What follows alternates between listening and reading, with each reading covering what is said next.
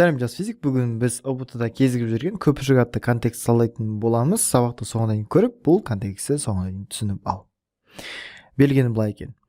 3 метр тереңдікте жүзіп бара жатқан балықтың аузынан көлемі 5 мм куб ауа көпіршігі шығып, су бетіне дейін көтеріледі. Бұл жерде сұрақ қандай болып тұр? Және тұрақтылар берілген G, судыкі, ауаның тығыздығы және де атмосфералық қысым, яғни бұл жерде тұрақты жағдайдағысы. Так, бұл жағдайда температура тұрақты деп келтірген екен. Түсінікті.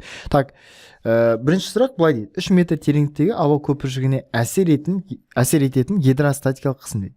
Жалпы гидростатикалық қысым табатын болсақ, бұл жерде P тең Rho G H атты формуламен табамыз.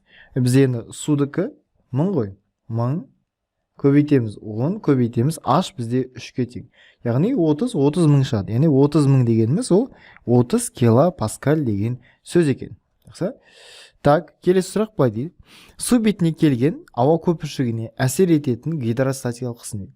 Но егер су бетіне келетін болса, ол судың тереңдігі жоқ уже. Демек ол жерде H-ымыз 0-ге тең болып кетеді. Яғни мынау су деп болатын болсақ, мынау судың мысалы H тереңдігі одан кейін көтеріледі, азаяды, судың бетіне келген кезде оның тереңдігі 0 болып кетеді. Сондықтан егер H тең 0 болатын болса, онда біздің гидростатикалық қысымымыз 0-ге тең болып кетеді деген сөз. Келесі осы процесс орындалған дейді. Енді бұл жеке сұрақ болып келетін бұрын. Енді ол үшін біз мына сұраққа келеміз. Бұл жағдайда температура тұрақты деп айтып тұр өздері. Демек, температура тұрақты болатын процесс, ол бізде яғни изотерма еді ғой. Изотерма. Бұны жазып кетейік. Егер температура тұрақты болатын болса, онда қысымның көлемге қатынасы, көбейтіндісі бейне, тұрақты.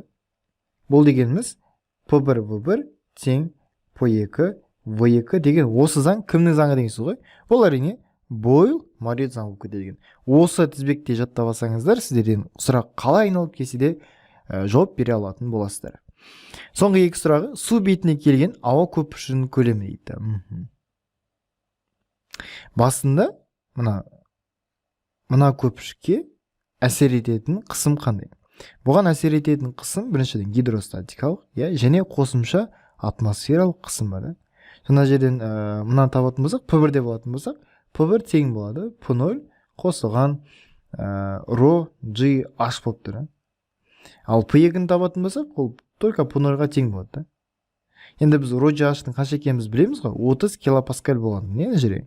Ол дегеніміз енді оның 5 дәрежесін келтіретін болсақ, бұл енді 3 көбейтілген 10-ның 4 дәрежесі ғой. Бұл немесе 0,3 көбейтілген 10-ның 4 дәрежесі болады емес пе, паскаль, 5 дәрежесі. Яғни бізде қосатын болсақ, 10-ның 5 дәрежесіне қоссақ 0,3 көбейтілген 10-ның 5 дәрежесін. Демек бізде 1,3 көбейту 10-ның 5 дәрежесі шықпай ма деген сұрақ қой. Ал мына бізде 10-ның 5 дәрежесіне тең. Яғни қысым 1-3 есе кеміді деген сөз ғой. Егер 1-3 есе кемейтін болса, онда көлеміміз 1-3 есе артады деген сөз. Енді бастапқыда қанша еді? Бастапқыда оның көлемі 5 мм куб еді. Демек біз 5 мм кубты көбейтеміз 1,3-ке. Соңғы көбейтсек 5 болады, так 6,5 болады. 6,5 мм куб болып кетеді екен. Жақсы, мұны осылай шығарсақ та болады. Енді не дейді? Балық аузынан шыққан ауа көпіршігінің су бетіне келгенде көлемінің өзгерісі дейді. Енді біз 1,3 есе артады дедік қой. Бұл 1,3 есе артады деген сөздің мағынасы 30%-ға артады деген сөз ғой. Осындай тема. Яғни жауабымыз сонда Е жауабын белгілеп тастауға болады екен.